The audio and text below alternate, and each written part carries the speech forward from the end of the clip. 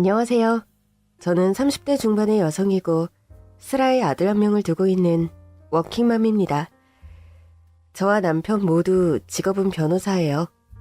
부부 둘 다 전문직이고 남편은 시아버지께서 운영하시던 로펌을 물려받아 운영 중입니다. 저나 남편이나 일적인 면에 있어서도 각자 인정받는 편이라 나름 성공한 인생이라고 주변에서 이야기들 합니다.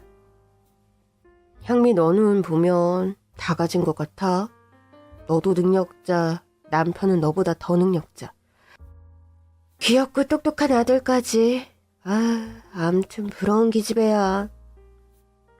너는 친정부모님 두 분 다 여태 젊고 건강하시잖아. 나는 그게 더 부럽다. 변호사야 뭐. 요즘 흔한 게 변호사 아니니? 예전만큼 떼돈 버는 직업도 아니고. 요즘 뭐 옛날보다 변호사를 흔하다고 하지만 그래도 누구나 인정하는 전문직인데? 하긴 향미, 너는 그 자리까지 그냥 온 게 아니지.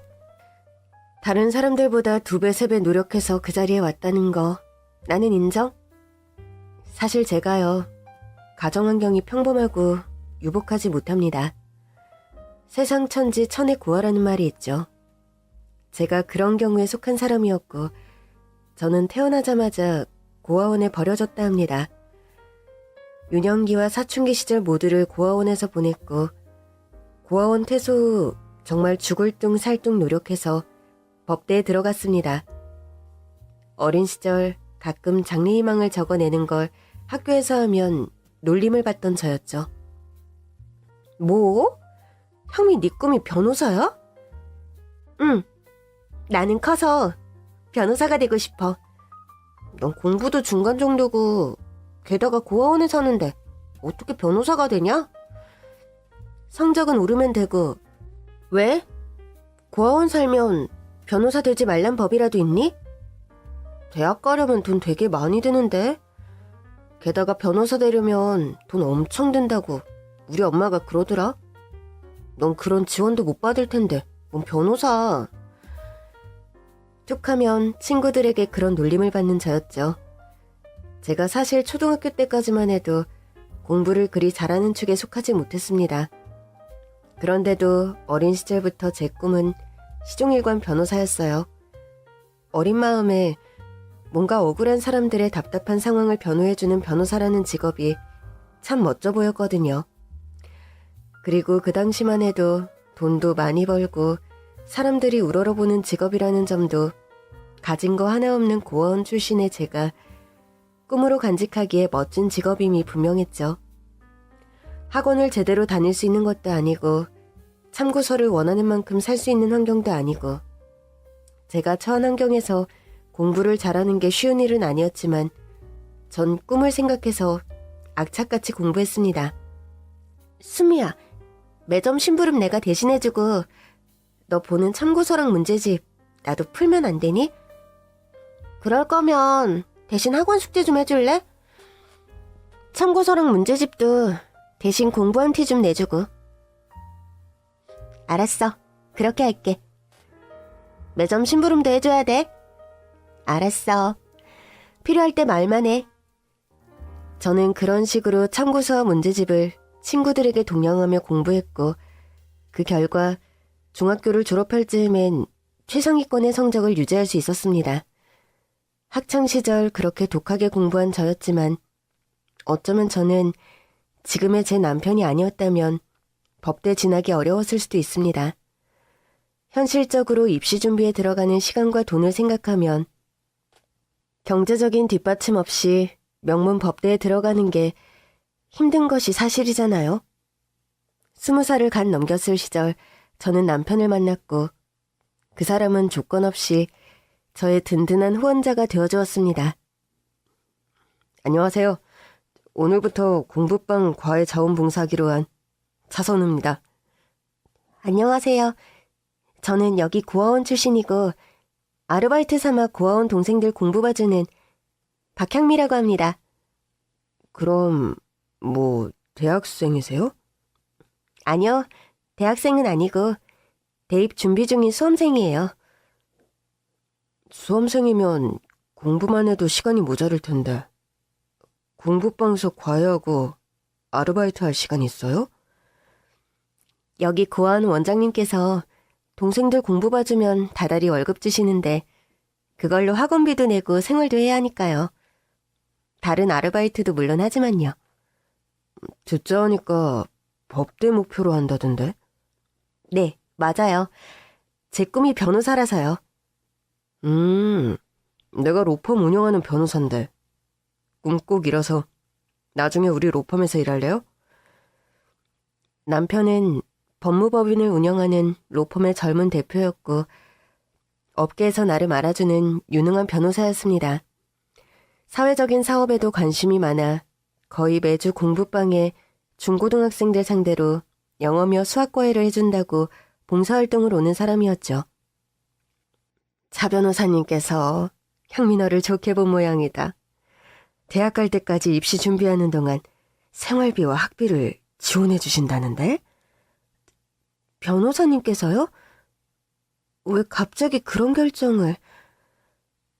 법무법인 차원에서 사회사업을 이것저것 하는데 너 말고도 우리 고아원에도 기부금을 작년 분기에만 엄청 후원하셨다. 네 꿈이 변호사라 하니 더 애정이 가서 그런 모양인데. 다음 주부터는 공부방 과외 오지 말고 공부에 매진하렴. 잘된 일이고 감사한 일이긴 한데 좀 얼떨떨하네요. 저번에 만났을 때도 그런 말씀 전혀 없으셨는데 네 면전에 대고 말하면 네가 부담스러울까봐 그러셨겠지 뭐. 후원금 내면서도 떠벌리거나 광고 효과로 하려는 분이 아니니까 기회다 생각하고 열심히 해봐. 너 성적도 좋았는데 잘만 하면 올해 입시에서 명문법대에 합격할 수 있을 거야. 안 그래? 네. 여러모로 신경 써주셔서 감사해요. 원장 선생님. 열심히 해보겠습니다. 처음에 남편은 고아원 공부방에 자원봉사로 온 저의 후원자였습니다. 로펌의 젊은 대표이긴 했지만 저와 나이 차이도 꽤 있었고 그가 처한 자리 자체가 훨씬 저보다 큰 사람처럼 느껴지는 사람이어서 이성적인 호감이나 그런 것을 생각할 순 없었죠. 전 그 사람의 후원으로 1년간 입시 준비에 매진할 수 있었고 원하는 대학의 법대에 합격할 수 있었습니다. 차 대표님, 정말 감사드려요. 덕분에 원하는 대학에 합격했습니다. 그냥 합격이 아니라 장학금도 받게 됐다면서요? 축하해요. 대표님 후원이 아니었더라면 저 이렇게 빨리 입시해서 좋은 결과 얻지 못했을 거예요. 본인이 노력한 부분이 제일 크죠 뭐. 대학 들어가기 전에 우리 로펌서 아르바이트 한번 해볼래요? 저는 입시가 끝나고 시간이 좀 남아있던 시기에 남편의 로펌에서 아르바이트를 하게 되었습니다. 법원의 실무와 현장 경험을 할 수 있으면서도 변호사들의 잡무를 돕는 일이었죠. 제 입장에서는 돈도 벌고 또 관련 현장 경험도 익히고 꽉 먹고 알 먹고의 아르바이트인 셈이었습니다. 매번 제게 좋은 기회를 주셔서 뭐라 감사 인사를 드려야 할지 모르겠어요. 감사하면 나한테 어떻게 갚을 건데요? 네? 나중에 변호사 시험 합격하면 우리 로펌서 일하겠다는 약속 할 수 있어요? 대표님께서 원하시면 당연히 그렇게 하겠습니다. 농담이에요. 내가 설마 그런 무리수를 요구하겠어요? 남편은 제게 고마운 후원을 하면서도 생색을 내거나 어떤 조건을 내걸지도 않는 점잖은 후원자였습니다. 그런 그의 인품과 성격에 반해 제가 먼저 남편을 흠모하게 되었죠. 저 역시 대학생이 된 후에 고아원 공부방에 자원봉사를 나왔고 이를 접점으로 남편과 만나는 일이 잦아졌습니다. 다른 아르바이트로도 바쁠 텐데 공부방 자원봉사 계속 나오네요? 제가 전에 이곳에서 도움받은 것도 무척 컸었거든요. 대표님 후원으로 대학 오게 된 것도 그렇고요. 학교 생활은 할만해요? 시험도 많고 레포트도 많고 학점 관리도 쉽지 않지만 열심히 하고 있습니다. 기숙사 생활한다고 들었는데 불편하진 않아요? 괜찮습니다. 잘 적응해서 생활하고 있어요. 불편하면 언제든 얘기해요. 공부하는 수험생은 환경도 중요한데 우리 로펌 직원들한테 제공하는 숙소형 아파트가 있는데 공실이 몇 개 되거든요. 대표님, 그런데 저한테 왜 이렇게 매번 잘해주세요? 내가 잘해주는 게 불만인가요? 아니요, 그런 건 아니고 감사하지만 그냥 가끔 궁금할 때가 있었거든요. 저 입시 준비할 때 예전에 갑자기 도와주신다는 것도 그렇고요. 그쪽 키다리 아저씨가 되어주고 싶어서요. 처음 본 순간부터 그런 생각했어요, 솔직히. 지켜주고 싶다, 행복하게 해주고 싶다. 남편과 저는 공부방 자원봉사를 접점으로 정기적으로 만나는 횟수가 늘어났고 어느 날부터인가는 자연스레 연인이 되었습니다. 처음부터 남편은 저에게 호감이 있었다고 합니다. 자신의 위치와 또 나이 차이가 꽤 나는 터라 함부로 다가올 수 없었다고요. 낮에는 아르바이트, 저녁에는 학과 공부를 하며 힘든 생활을 이어가던 저는 남편의 물심양면 지원으로 공부에만 매진하며 무사히 법대를 졸업할 수 있었습니다. 로스쿨을 준비하던 어느 날 예정에 없던 임신 소식을 접해야 했죠. 어떡하죠? 임신 테스트기를 해봤는데 2줄이 나와요. 어떡하긴 뭘 어떡해요? 나랑 결혼하면 되지. 그런데 로스쿨 입학 한창 준비 중이었는데 그게 좀 미안하네. 아직 결혼도 전인데 임신했다는 말을 어떻게 해요? 대표님 집안에. 내가 어린애도 아니고 그건 다 알아서 할 테니까 걱정 말아요. 그리고 향미 씨 꿈이 변호사인데 내가 그 과정에 걸림돌 된 게 사실이니까. 출산하고 아이 키우는 일 때문에 경력 단절되거나 그런 일 없게 내가 최대한 외주할게요. 그거 하나는 확실히 약속할게. 대표님을 원망하는 마음은 저 하나도 없어요. 대표님 누구보다 사랑하고 언젠가는 당신 아기 꼭 낳고 싶었는데 그게 좀 앞당겨진 거라고 생각해요. 놀라고 당황했을 건데. 그렇게 말해줘서 고마워요. 그리고 또 나 그 약속도 할게. 평생 향미 씨만 사랑하겠다는 약속. 남편의 저에 대한 마음은 진심 그 이상이었습니다. 고아원 출신에 애초에 부모님이 존재하지 않는 저의 불분명한 출생 환경. 그런 것을 일체 염두에 두지 않고 저 하나만 보고 순수하게 사랑해준 남편이었죠. 해서 계획에 없는 임신이었지만 저는 기꺼이 받아들였습니다. 이 남자의 아이라면 열이라도 낳으리라. 그런 생각이 들 만큼 저 역시 남편을 많이 사랑했으니까요.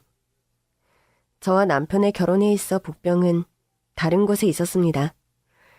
차이나는 집안 환경을 탐탁치 않게 여긴 그의 어머니가 처음부터 저를 마음에 들어하지 않으셨거든요. 나이도 얼마 먹지 않았는데 벌써 혼전 임신을 했다고? 죄송합니다. 대표님과 결혼을 약속하긴 했지만 결혼 전부터 임신할 계획은 아니었는데 어쩌다 보니. 어린애가 아주 맹랑한 구석이 있구나. 고아원 출신이라더니. 이래서 가정교육 못 받은 애들을 며느리로 들이면 안 된다는 거야. 남사스럽게 혼전 임신이 웬 말이냐고. 어머님, 이 사람 부모님은 안 계시지만 심성 착하고 고아원 선생님들도 하나같이 칭찬이 자자한 사람이에요. 어려운 환경에서 악착같이 공부해서 명문 법대 들어가 졸업했고요. 됐자 하니 입시 준비할 때부터 네가 후원자로 물심양면 도와줬다던데. 너 혹시 우리 집안에 빨대 꽂으려고 애초부터 작정한 애 아니니? 어머니, 그런 말씀 제발 그만하세요. 향미 씨는 그런 여자 아닙니다. 네 아버지가 살아계셨더라면 지금 이 상황을 뭐라 하셨을까? 아마 좋거나 반기진 않으셨을 게다. 누구보다 체면 중시하고 명예를 중시하는 분인데 혼자 임신이라니. 아유, 나 원참. 게다가 우리 집안이 평범한 집안이니? 집안 대대로 법조인 가문에 고아 출신 며느리가 웬 말이냐? 어머니, 이 사람이 부모님이 없고 싶어서 그런 것도 아닌데 그런 걸로 반대하시면 어떡해요? 가정환경이 유복한 건 아니지만 이 사람 누구보다 똑똑하고 능력도 있는 사람입니다. 아이 낳고 로스쿨 들어가 변호사 시험도 충분히 합격할 거라고요. 누가 지금 학벌 가지고 운운하니? 사람이란 근본이 중요하고 집안 환경이 얼마나 절대적인 건데. 솔직히 말해 저의 부모가 뭘 하던 사람인지 어찌 알아? 피는 못 속이고 근본은 못 속이는 건데 엄마는 그게 걱정이라는 거다. 어머니, 제발 아들 판단을 좀 믿어주세요. 제 눈엔 좋은 사람이고 괜찮은 여자면 믿을 만한 거 아닌가요? 아들 말을 안 믿고 왜 그런 소각적인 잣대만 자꾸 갖다 대세요? 알았다. 네가 그리 나오니 나도 더는 할 말이 없구나. 내가 말린다 한들 뜻을 접을 너도 아니고 네 마음대로 하렴. 일단 뱃속에 아기까지 있다는데 뭐 더 반대할 구실도 없잖니? 시아버지께서는 몇 년 전 돌아가셔서 남편은 시아버지가 운영하시던 로펌을 운영 중이었습니다. 홀로 되신 시어머님은 남편에 대한 집착이 강한 편이었고 처음부터 저를 무척 마음에 들어하지 않으셨죠. 조건으로 봤을 때 말도 안 되게 처지는 결혼인 것도 사실이었고요. 초반부터 시댁에서 환영받지 못하는 결혼식을 올리게 된 저였죠. 네 시아버지가 계셨다면 네가 아무리 혼전 임신을 했어도 이 결혼은 힘들었을 게다. 하늘이 두 쪽 나도 아닌 건 아니라는 분이었으니까. 제가 많이 부족한 거 알고 있습니다, 어머님. 그래도 저 최선을 다할 테니 저 좀 예쁘게 봐주세요. 글쎄, 네가 뭘 어떻게 최선을 다한다는 거야? 너에게 부족한 부분들은 네가 최선을 다해서 메꿔질 수 있는 부분도 아닌데? 대놓고 비수의 말을 꾸는 시어머니셨고 저는 초반에 이 결혼을 해야 하나 고민에 빠질 정도였죠. 그렇다고 뱃속의 아기와 사랑하는 남편을 생각할 때 결혼을 접을 수도 없는 노릇이었죠. 내가 구아인 걸 제대로 실감하는 것 같아. 결혼식 준비하면서 말이야. 어디서 환영받지 못하는 가정환경이라는 건 알았지만 부모님 부재라는 게 많이 서럽다, 솔직히. 향민 네 심정 충분히 이해 간다.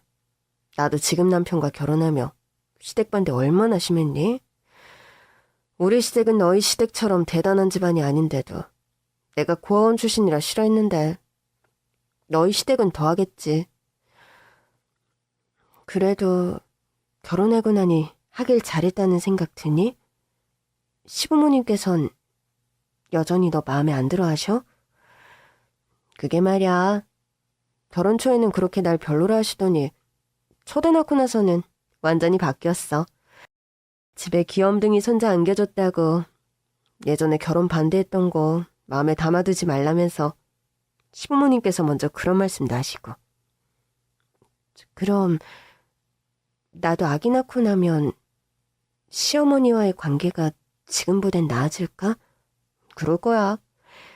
우리 시부모님도 처음엔 날 반대하시다 손주 낳고 나서는 가족으로 받아들이셔서 그런지 많이 누그러지시고 이제 날 예뻐하시는걸? 향미 너도 곧 그런 날이 올 거야. 전 친구의 말을 듣고 저 역시 결혼해서 아이를 낳고 시간이 좀 흐르면 시어머니의 태도가 누그러지겠거니 생각하기로 했습니다. 그렇지만 모든 경우의 수가 통하는 법칙이란 게 잘 없듯 저 역시 그러했어요. 시어머니는 제가 결혼해서 시간이 지나 아기를 낳은 후에도 태도에 변함이 없었습니다. 도리어 저희 아들이 100일을 간 넘겼을 때 저는 정말이지 시어머니로부터 황당한 요구를 들어야 했어요. 아무리 생각해도 구화 출신인 네가 우리 선우와 속전속결로 결혼했다는 게 나는 미심쩍다. 어머님, 무슨 말씀이세요, 그게? 너도 다 알아들었으면서 그래? 혼전 임신으로 아들 낳은 너를 못 믿겠다는 얘기다. 결혼식하고 아기까지 낳았는데 저를 못 믿겠다면 그럼 제가 어떻게 해야 하는 건데요, 어머님? 친자 확인 검사를 해야겠다.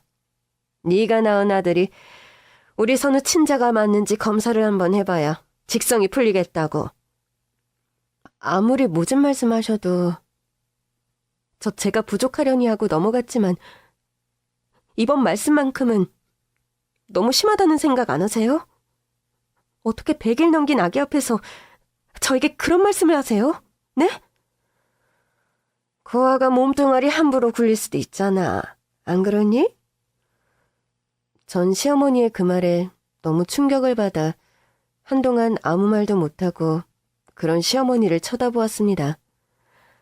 아무리 볼 것 없는 며느리가 마음에 안 들고 박대하고 싶어도 할 말 못할 말이 있는 거잖아요. 전 정말이지 이건 아니다 싶어 뭐라고 하려는데 갑자기 방문이 열리면서 남편이 안으로 들어오더군요. 아니, 선우, 네가 웬일이야? 로펌서 한참 업무 볼 시간에. 오늘 몸이 좀 안 좋아서 일찍 들어왔습니다. 지금 제 아내에게 대체 무슨 말씀하시는 거예요? 너도 밖에서 들었으면 다 알겠구나. 뭐 이왕 틀었다니 잘 됐다. 다른 집서도 요즘 조금 꺼림칙하면 친자 확인 검사. 그거 다 유행처럼 한다는구나. 우리도 이참에 좀 더 확실하게 하자는 의미로. 됐어요. 저는 이 사람 믿습니다.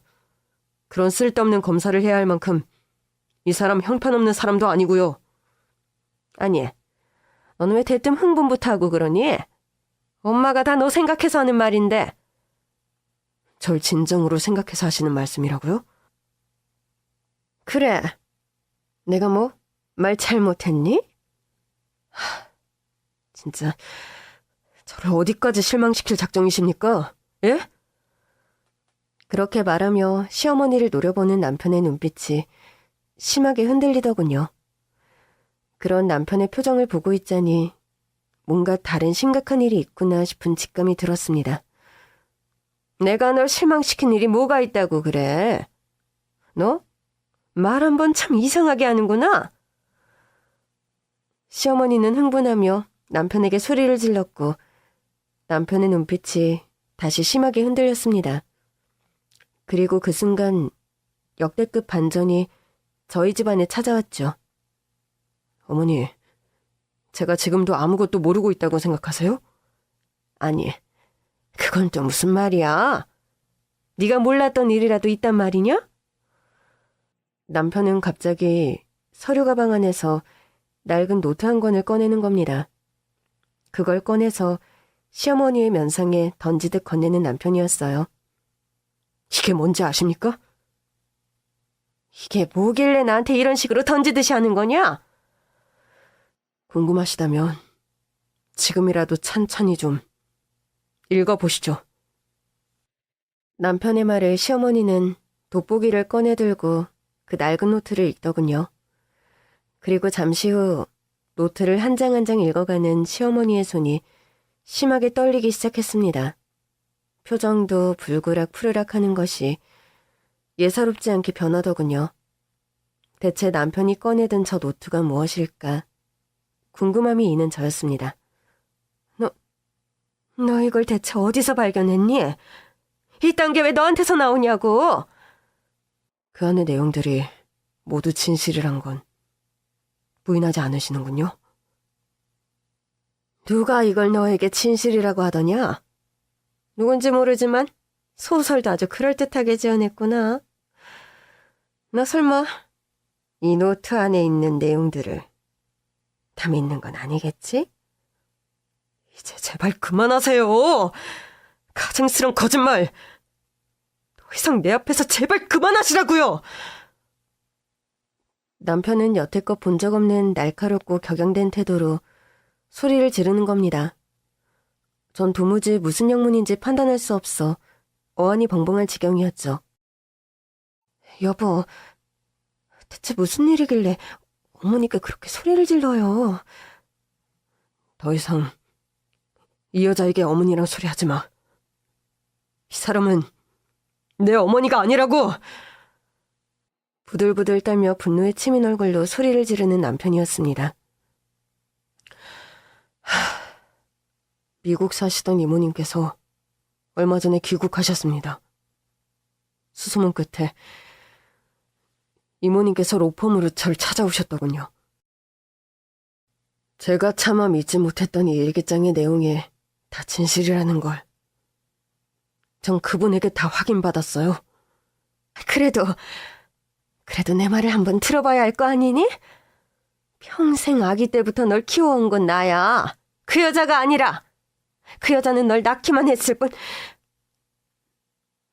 내 어머니가 날 키우지 못한 건 바로 당신 때문이었어. 아무 잘못 없는 내 친어머니를 영하의 추운 날씨에 내쫓다시피 집 밖으로 몰고 아내 자리를 차지해 이날 이때껏 그렇게 가식적으로 살아온 게 당신이란 사람의 실체잖아. 남편은 무섭게 소리 지르며 시어머니를 노려보았고 남편의 서술에 시어머니는 도망치듯 자리를 떠났습니다. 시어머니가 가고 전 당장 남편에게 물었죠. 여보, 이게 대체 무슨 일이에요? 어머님이 당신 친어머니가 아니란 말이에요? 나도 최근에 알게 된 사실이야. 처음엔 믿을 수가 없어서 머리가 아프고 혼동스럽더군. 사실 확인을 하는데 며칠 시간이 걸렸어. 사태가 내 선에서 좀 정리되면 당신에게 말한다는 걸. 이런 상황이 되어버렸네. 미안해. 당신이 나한테 미안할 일은 없어요. 그런데 대체 이게 무슨 노릇인 건지. 어머님이 당신 친어머니가 아니란 사실은 대체 어떻게 알게 된 거예요? 저희 남편이요. 사실 아기가 태어난 후로 아들 바보인 사람입니다. 가끔 동료들이 아기 사진을 보여주며 자신의 어렸을 적 사진과 대조해서 붕어빵임을 자랑하는 걸 보고 본인의 어렸을 적 사진을 찾고 싶었나 봅니다. 우리 친석이 하루하루 커가는 걸 보다 보니까 문득 내가 아기였을 적의 사진이 궁금하더라고. 아버지 서재에 옛날 사진이 보관되어 있어서 그곳을 뒤져보다가 그만. 시댁에는 시아버지께서 생전 쓰시던 서재가 그대로 있습니다. 법률 서적도 원체 많고 로펌 관련 자료들도 보관되어 있어서 남편도 가끔 회사 관련 필요한 자료가 있으면 아버님 서재를 찾곤 했는데 그날은 좀 다른 목적으로 시아버지 서재에 갔던 거죠. 시아버지가 쓰시던 책상 서랍의 맨 밑에서 남편은 어찌 보면 판도라의 상자와도 같은 옛날 남편 친어머니의 일기장을 발견했던 겁니다. 아마 그 일기장의 존재는 생전 시아버지만 알고 있었던 듯합니다. 그 노트를 보고 정체가 뭔지 몰라봤던 시어머니였으니까요. 그럼 이 낡은 노트가 당신 친어머니의 일기장이란 말이에요? 그래. 난 그런 줄도 모르고 이날 이때껏 진짜 친어머니의 존재도 모르고 살아왔으니 내가 얼마나 어리석은지. 남편은 평소에 웬만해서 눈물을 보이지 않는 사람인데 통항과 비탄의 오열을 마구 쏟아내는 남편이었습니다. 이 일기장을 당신도 읽어보면 알겠지만 우리 엄마가 얼마나 억울하게 이 집에서 쫓겨나고 이혼당하셨는지 지금도 내 피가 거꾸로 솟을 정도야. 그날 저는 남편을 겨우 진정시키고 남편이 잠자리에 든 뒤 그 오래된 일기장을 읽어보았습니다. 일기장 속에는 그 옛날 남편의 친어머니가 어떤 과정으로 배신당하고 이혼당했는지 그 과정들이 너무나 세세하게 담겨져 있더군요. 남편의 친어머니는 남편을 낳자마자 산후조리도 못한 상황에서 거의 강제 이혼을 당했다는 사실을 알게 되었습니다. 난 이런 서류를 작성한 적조차 없는데 이혼이라뇨. 당신이 분명 다 서류에 사인한 사항이고 우리는 이제 법적으로 남남이야. 아이 양육권은 아이 아빠가 갖기로 했으니 그리 알아요. 아기는 내가 친아들처럼 잘 키울 테니 걱정 말고. 너희들은 하늘이 무섭지도 않니? 어떻게 내 아기까지 뺏어가려 들어? 그래, 내 남편은 네가 가지든 말든 나 이제 아무 상관도 안 해. 그렇지만 내 아기는 절대 줄 수 없어. 누구에게도. 아무리 엄마라도 뭐 능력이 있어야 아기를 키우지. 무슨 돈으로 아기를 키울 건데? 그리고 툭하면 불면증으로 약 먹는 주제에 무슨 정신이 온전해서 아기를 키운다는 거야? 남편이 하도 바람 피워 집에 안 들어온 일이 잦다 보니 불면증이 생기더라. 그래서 불면증 약 먹는 거 가지고 지금 그거 가지고 꼬투리 잡겠다는 거야? 너도 알다시피 아기 키우는 게 보통 일이니? 정신과 몸이 건강해도 쉬운 일이 아닌데 그걸 네가 어떻게 감당하겠다는 거야? 니까짓게 뭘 알아서 그렇게 큰 소리야? 너하고 나 서로 안 세월이 얼마니? 난 널 20년 넘게 알았어. 자매 같은 친구 사이에 내가 네 성격 모르고 약점 몰라? 너 말 한 번 잘하는구나. 그래, 자매 같은 친구면 친구 남편 뺏어도 되는 거야? 네 입에서 자매 같은 친구라는 소리가 나오니? 이 나쁜 년아? 말 좀 가려서 해. 그래, 너하고 나 이젠 친구라고 하긴 그렇겠다. 그러기에 애진작에 남편 관리 좀 잘하지 그랬어. 내가 예전부터 말했잖아. 너 남편 관리 너무 부실하다고. 이 천벌받을 년아, 이 나쁜 년아! 지금 그 사람 몸에서 당장 손 떼! 당신 하다하다 손찌검까지 하니? 내가 이 상간녀 손찌검하는 게 그렇게 억울해? 내가 지금 이성의 끈을 놓지 못해. 이 정도밖에 못하는 게 철천지 아니야. 여자한테 눈이 돌아.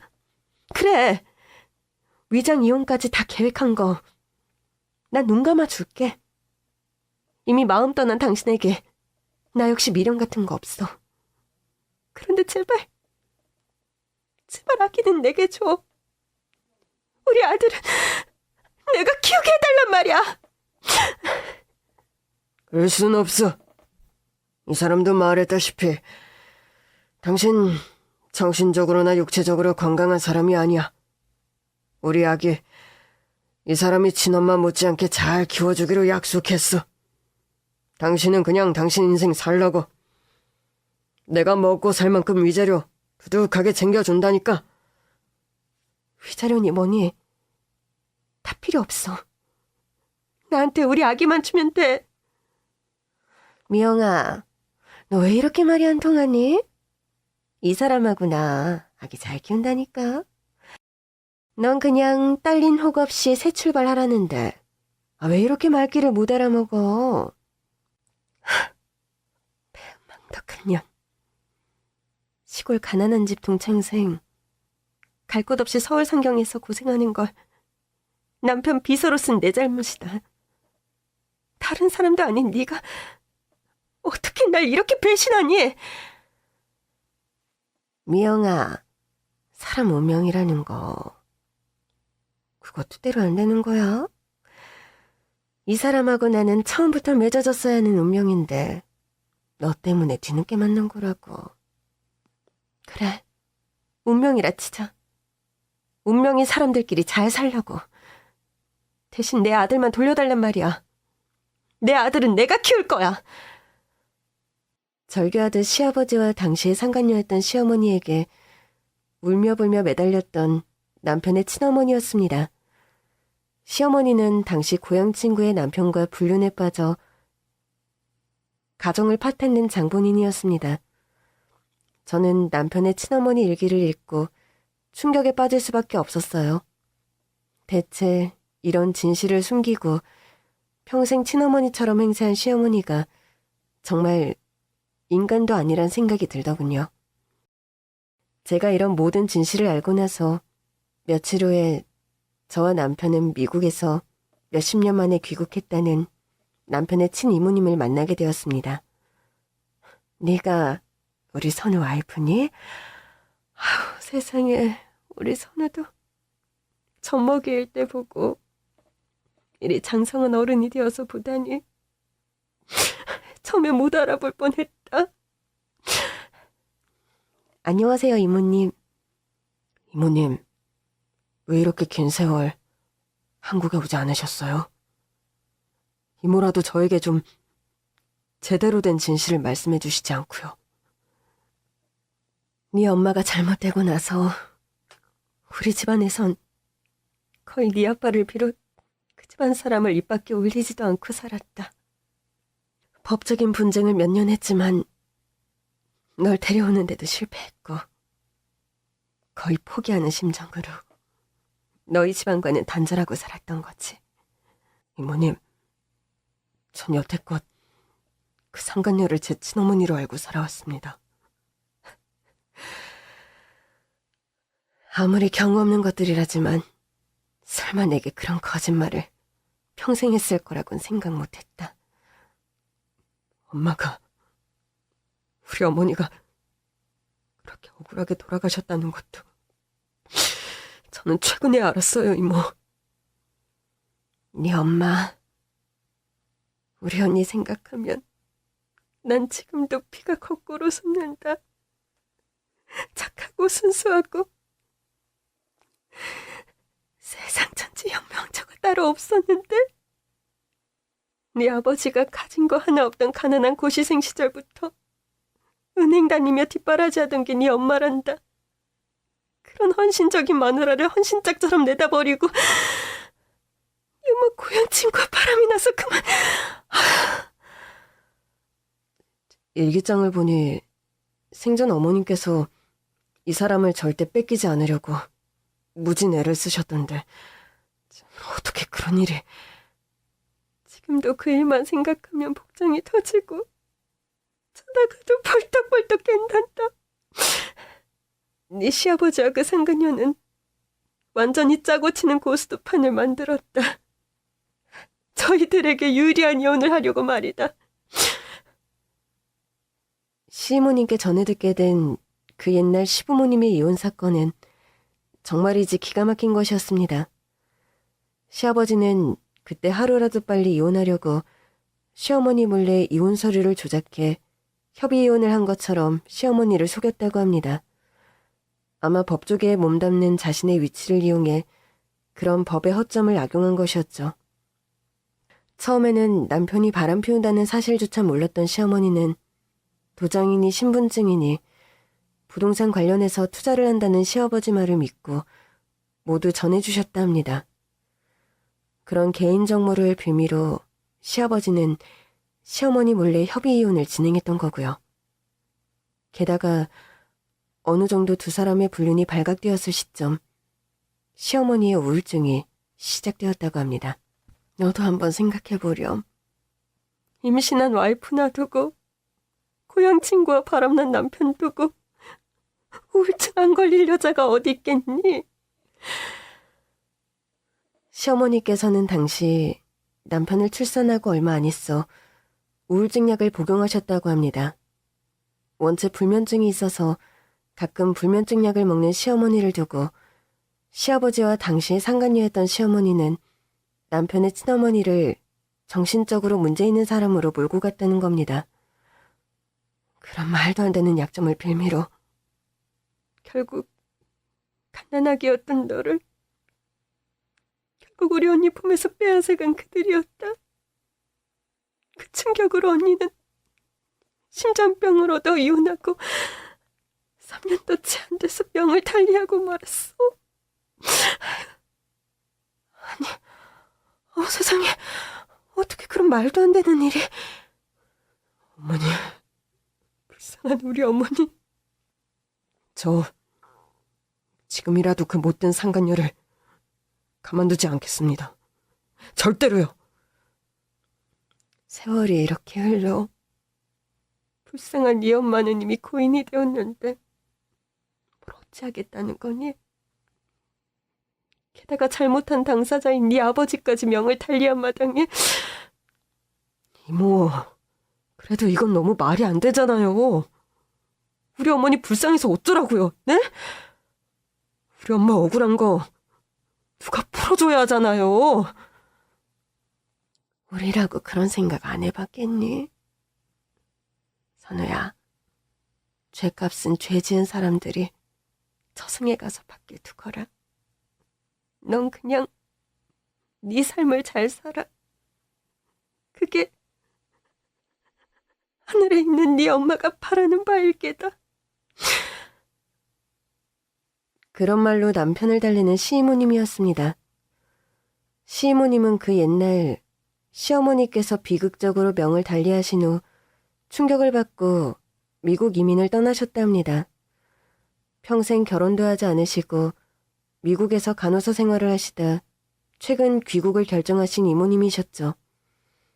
남편은 이모님의 만류에도 쉽사리 배신감과 증오심에서 빠져나오지 못했습니다.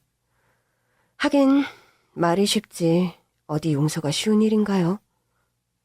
여보, 당신 요즘 보면 뭔가 사고 칠 것 같아서 불안불안해. 아무리 화가 나고 힘들어도 어리석은 생각 같은 거 하는 거 아니죠? 걱정하지 마.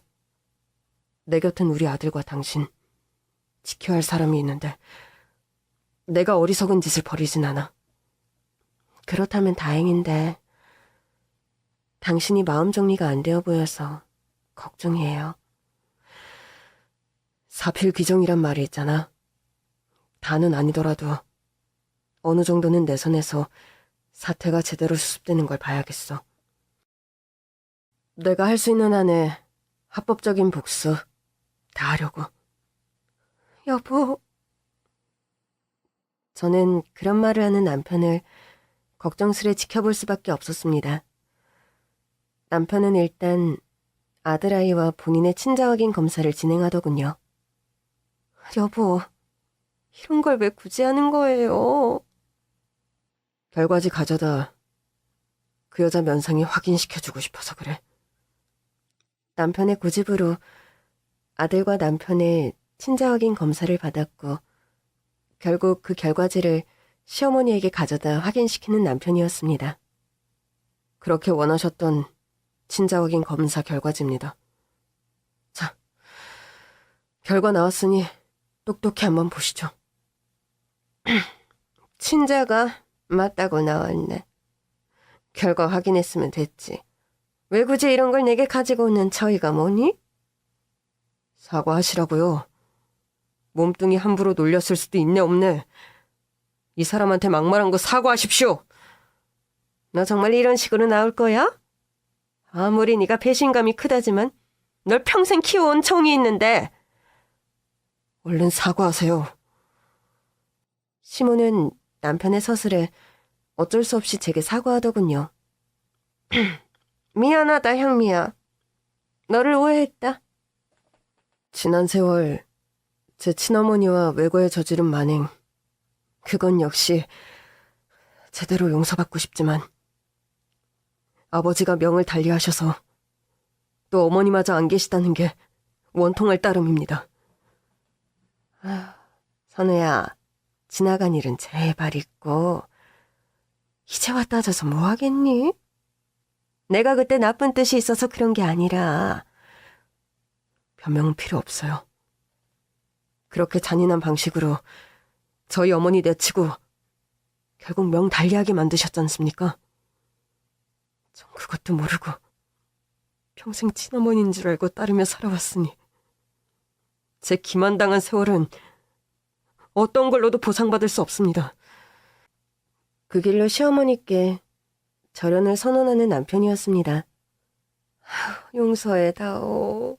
제발 나를 용서해줘. 용서는 후에 저 하늘나라 가시거든 저희 친어머니에게 하세요. 앞으로 저와 당신은 남보다 못한 사이입니다. 이제까지 이어왔던 모든 관계 절연하고 싶어요. 그 말씀 드리려고 오늘 여기 온 겁니다. 그렇게 말하고 시댁을 나오는 남편이었습니다. 저는 그런 남편의 뒤를 말없이 쫓아나올 수밖에 없었어요. 남편은 그 뒤로 시어머니가 관리하던 시아버지의 재산의 상당 부분을 법적인 절차를 거쳐 되찾아오더군요. 시아버지께서 살아생전 남편에게 상속할 거라 유언했던 재산들 역시 현재까지는 시어머니가 관리해오고 있었는데 그런 부분들을 깔끔하게 정리를 마친 남편이었죠. 갑자기 삼촌더러 로펌을 관두라 했다면서? 이제는 그 사람을 제 삼촌이라 더는 말할 수 없죠. 그쪽 남동생이 왜 제 삼촌이 됩니까? 제가 분명 말씀드리지 않았나요? 앞으로 절연이라고요. 아무리 그래도 그렇지. 멀쩡하게 회사 다니던 애를 그렇게 하루아침에 자르는 법이 어딨니? 왜요? 하루아침에 남동생이 회사 잘리니 억울하세요? 그래, 솔직히 억울하구나. 10년 넘게 로펌서 일했는데 갑자기 그렇게 사람을 해고하면. 업무 성과 부진입니다. 사직 처리의 가장 큰 이유는요. 그렇게 억울하세요? 남동생 회사 달린 게. 좀 어이없네요. 저희 어머니 하루아침에 아내 자리에서 엄마 자리에서 잘라놓고는 겨우 남동생 회사 달린 거 가지고 난리를 치시니. 네가 그런 식으로 복수를 하는 거니? 나한테? 이 정도를 복수로 하시면 어불성설 아닙니까? 드라마나 영화처럼 사적인 복수가 가능한 상황이었다면 전 솔직히 더한 것도 했을 거예요. 내가 사람 새끼를 거둔 것이 아니라 호랑이 자식을 거뒀구나. 입은 비뚤어져도 말은 바로 하랬습니다. 호랑이 자식을 거둔 게 아니라 본인이 배신하고 비수꽂은 제 어머니 아들을 거둔 거죠. 본인 명예와 자리 보전을 위해서. 뭐라고? 그게 평생을 널 키워준 나에게 할 소리냐? 나에게 한다는 소리가 고작. 제발 날 키워줬다는 그런 이빠른 소리 좀 그만하세요. 저희 어머니는 제 양육권을 지키려다 속병 얻어 돌아가셨습니다. 제 어머니 목숨값으로 얻은 가짜 어머니 자리에서 평생 행복하시던가요? 아이고, 뭐 그래. 내가 남의 남편 뺏고 아들 뺏은 죄값을 이렇게 치르는구나, 이렇게. 제발 동생분 일 관련해서든 다른 일이든 저한테 연락하는 일 앞으로 없었으면 합니다. 야멸차게 전화를 끊어버리는 남편이었습니다. 사실 시어머니의 남동생은 오래전부터 남편의 로펌에서 일하고 있었습니다. 그 남동생을 로펌에서 해고하자 시어머니가 전화가 온 거였고 시어머니의 읍소는 씨알도 안 먹히고 끝나고 말았죠. 남편은 그 정도로 주변 상황을 정리하는 듯 싶었습니다. 생전 문턱에도 가보지 않던 정신과에 상담 치료까지 받으며 남편은 멘탈을 회복해 나갔죠. 시간은 흘러 어느덧 저의 아들은 어린이집에 갈 나이가 되었습니다. 저도 슬슬 육아에 매진하던 일상을 정리하고 로스쿨 시험 준비에 박차를 가했고 결국 합격하게 되었죠. 아이가 어린이집에 다녀도 어린 아이를 돌보는 엄마는 해야 할 일이 한두 가지가 아닙니다. 공부를 시작한 저를 위해 남편은 베이비시터를 한 명 고용해 주었는데 영 남의 손을 타지 않던 아이라 그런가 적응이 쉽지 않았죠. 이런 저희의 사정을 알게 된 시이모님께서 도움의 손길을 내밀어 주셨습니다. 그런 사정이 있었으면 미리 말할 것 아니냐. 은퇴해서 적적하고 노는 게 일상인 나인데 우리 선아들인데 내가 키워줘야지. 이모님 힘들지 않으시겠어요? 우리 언니가 선우 뺏기고 하늘로 돌아가셨는데 내가 우리 선우 아들 돌본다 하면 저 하늘에서도 잘한다고 소원 성취했다고 좋아할 거다. 내가 우리 언니 생각해서라도 더 선우 아들 돌보고 싶구나. 그렇게 말하며 눈시울을 붉히는 시이모님이셨습니다. 연세가 있으신 이모님을 고려해 저희는 집안일을 돌보는 시터 아주머니를 한 명 더 고용해서 아들아이를 부탁드리기로 했죠. 아이는 다행히 시이모님을 아주 잘 따랐고 저는 걱정 없이 공부에 매진할 수 있었습니다. 로스쿨을 무탈하게 졸업하고 바로 변호사 시험에도 합격할 수 있었죠. 여보, 그간 고생 많았어. 더 빨리 시험에 합격했을 사람인데. 나한테 시집와 아기 낳고 휴가하느라 좀 늦어졌지? 미안해. 아니에요. 내가 당신 만나 덕분에 대학도 수월하게 갔고 또 엄마도 되고 결국 내가 바라던 변호사도 됐어요. 이모님도 고생 너무 많으셨어요. 저희 아들 잘 돌봐주셔서 제가 걱정 없이 공부만 할 수 있었어요. 아휴, 이렇게 좋은 날 우리 언니가 있었다면 얼마나 좋아했을까. 아휴, 언니 하늘서 보고 있어요? 우리 선우가 결혼해서 애 아빠가 되고 또 언니 며느리도 변호사가 됐다우. 제가 변호사 실무 실습을 위해 로펌에 출근하게 되고 바빠지면서 시이모님께서는 우리 집에 들어와 함께 살고 계십니다. 남편이나 저나 여러모로 시이모님께 감사한 점이 참 많죠. 최근에는 시어머니 근황을 먼 친척으로부터 듣게 되었습니다. 세상에, 그 로펌서 네 남편이 잘라버린 남동생이 결국 큰 사고를 쳤다지 뭐니? 무슨 사고요? 주식한다고 지 누나 재산 홀랑 다 갖다 썩었군. 다 말아먹어서 길거리에 나앉게 생겼다는구나. 에휴, 평생 손에 물 안 묻히고 살던 옆엔 내가 말년에 무슨 고생문인지. 그게 다 젊어서 남의 남편 뺏고 못되게 산 죗값 받는 거라고 사람들이 수군거리더구나. 시어머니는 남동생의 주식 실패로 경제적으로 악화일로의 상황을 걷고 있다는 소식이었습니다. 그와 관련 남편이 일하는 로펌을 찾아와 돈을 부탁한 시어머니였다고 합니다. 물론 남편은 이론자에 거절하며 쫓아내버렸다고 하더군요. 시이모님과 합가의 산으로 진짜 시어머니, 그러니까 남편의 친어머니 제사를 제가 지내고 있습니다. 남편은 진실을 알게 된 후로 시아버지의 제사를 지내지 않아요. 그 마음을 헤아리는 바이기에 딱히 반기를 들지는 않았습니다.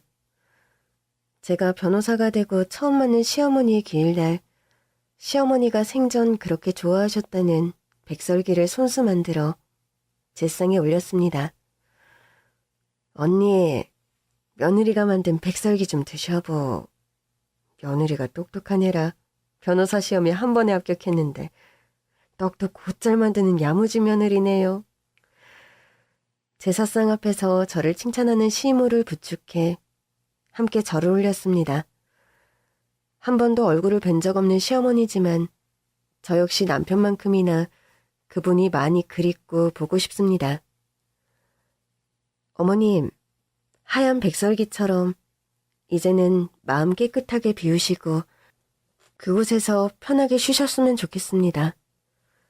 어머님 아들과 손주, 그리고 저. 하루하루 열심히 행복하게 잘 살게요.